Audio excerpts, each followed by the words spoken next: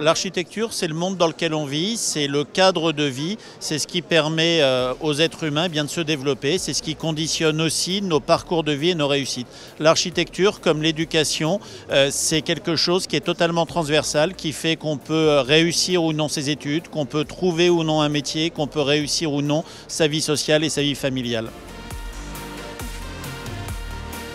L'architecture, quand on parle de la fabrique de la ville de demain, c'est la pierre de base, c'est ce qui permet de concevoir, c'est ce qui permet d'imaginer. On a trop souvent souffert d'aménagements urbains qui soient totalement faits en silos, qui ne soient pas coordonnés entre eux, qui ne soient pas pensés en amont et où au fond on a avancé au fur et à mesure que les choses se faisaient en essayant de rattraper des erreurs ou des impensés. Et le rôle de l'architecture aujourd'hui et plus largement de l'urbanisme, c'est de permettre une construction complète et donc une construction de ville réussie.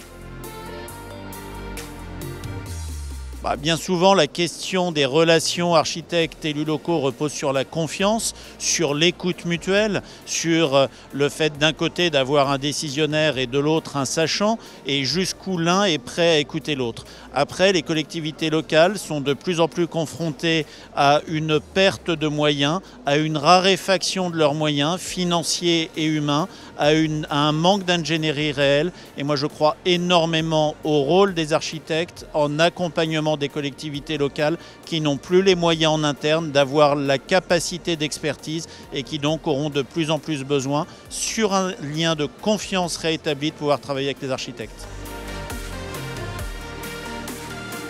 Oui, c'est ce que j'essaye de développer dans l'ouvrage. L'habitat fait le citoyen que je viens de publier aux éditions de l'Aube.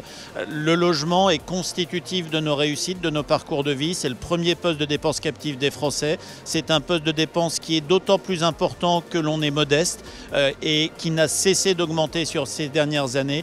Et je crois profondément qu'aujourd'hui, le double enjeu qui se pose pour nous collectivement, c'est d'une part de construire davantage et mieux, mais aussi et surtout d'arriver à construire pour tous, c'est-à-dire d'arriver à construire du logement qui soit accessible.